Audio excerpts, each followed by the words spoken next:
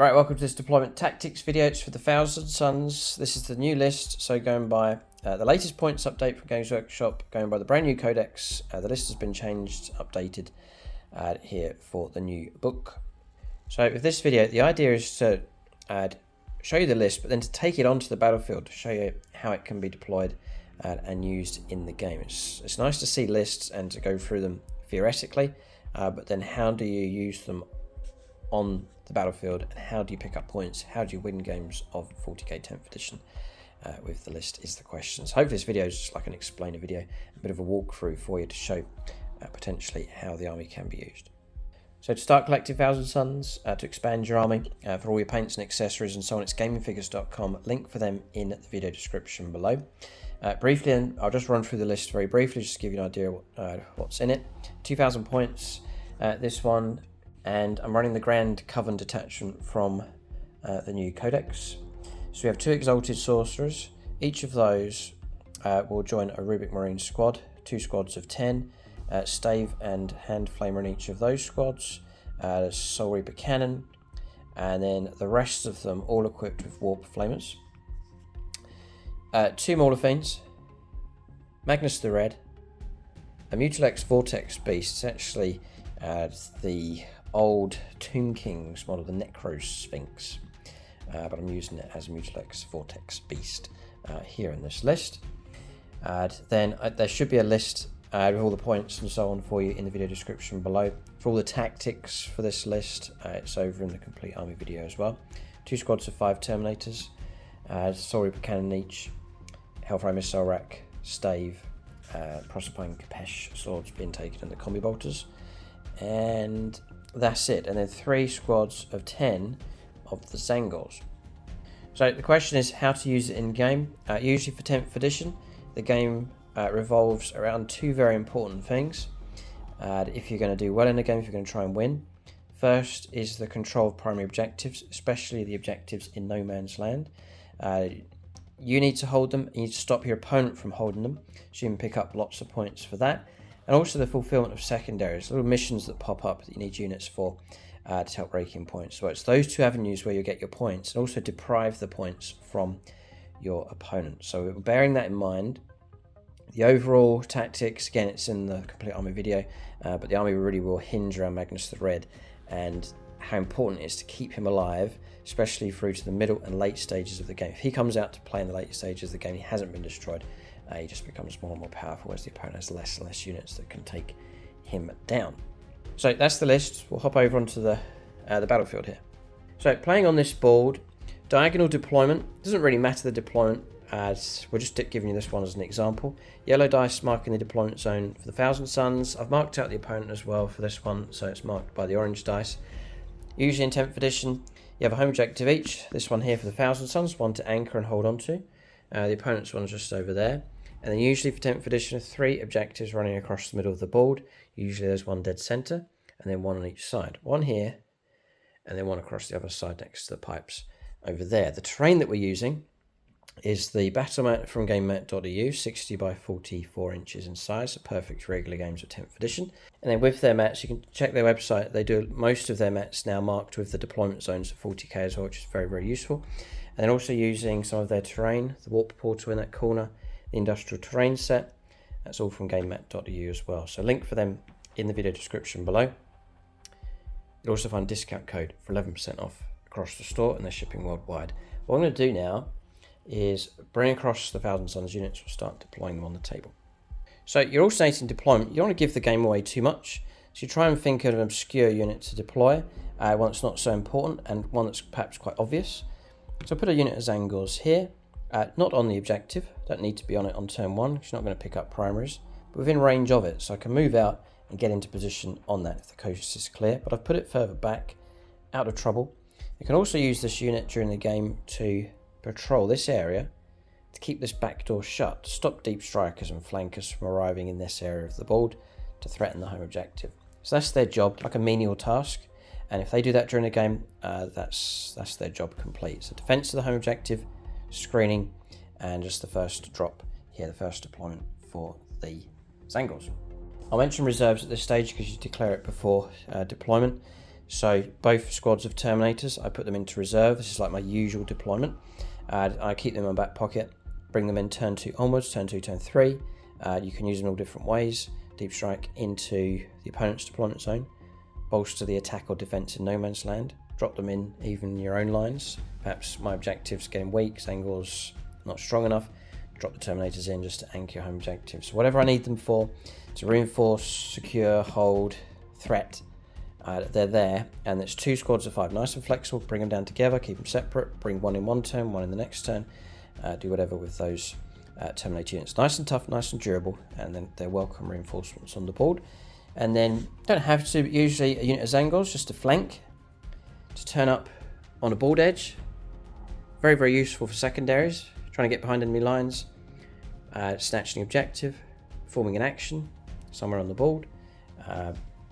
Tzangors very useful for that. Nice cheap unit. They won't be missed too much in reserve. I think Tzangors have a new rule now with the new codex as well, where they can disappear off the table and come back on. So even more flexibility with those as well. So the opponents put a unit down.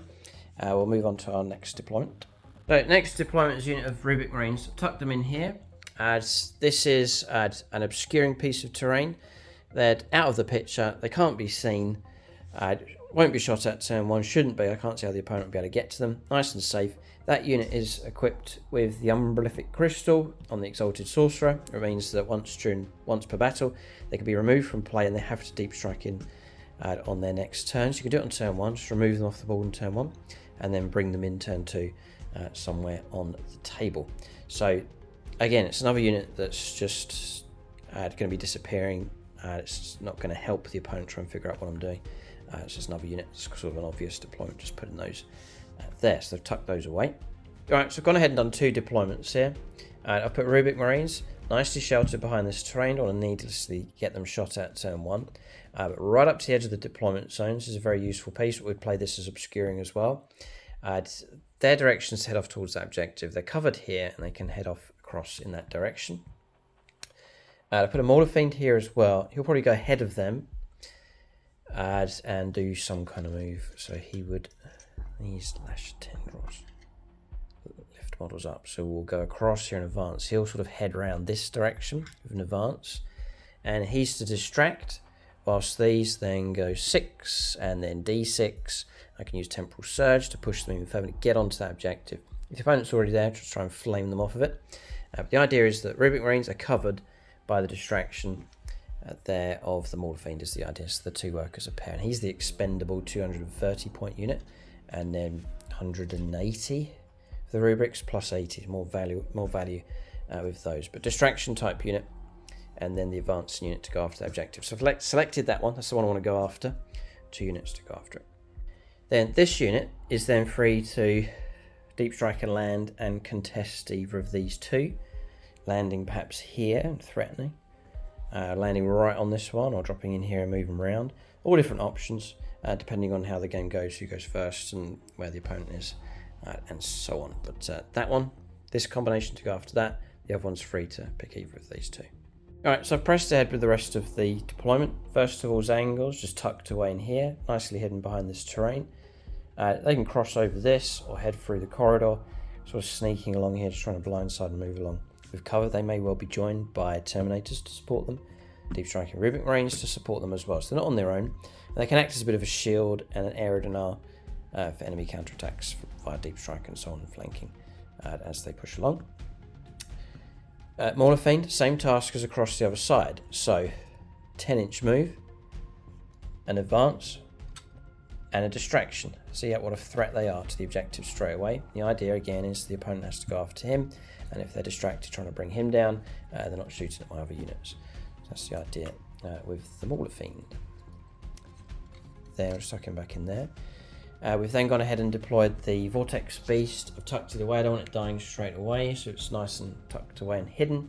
It will follow the path across here, backing up with some firepower, a bit of support, close combat ability, nice durable unit. It's anticipating that Maulerfiends are going to get shot at. One of them might be destroyed. I've got the Vortex Beast to back up my distraction efforts across the board. And then finally Magnus the Red. So it's crucial for him that he's not going to bomb straight across the board and get shot at and brought down. He's got to survive the early turns. And so I've tucked him in here. Again, we're playing obscuring terrain. Tucked him in here. Nice and hidden away. There's nice angles here. It's going to be very, very difficult to reach him. If the opponent can get 1 or 2 units with a bead on him, it's not the entire army, so he should survive. Okay, he's not right at the front. Nice and protected. And then I'll carefully choose when and where to bring him out during the game. So if there is a good target, and if it's worth it, he can emerge carefully, take on a target, but keep himself blindsided, blindside most of the opponent's force. They can't bring their guns to bear against him, but the priority is keep him alive through to the middle stage of the game at least, and then if he can survive through to the later stages, turn 4 and 5, very, very dangerous on the board if he's not been dealt with. And it's primarily firepower from him through psychic attacks. I want to use him for sort of range 24. So that's the kind of range with him. It can be extended. It can go a bit further, an extra 9 inches. A pretty good striking range. But it's got to be coupled up with caution. I don't want him emerging too far ahead.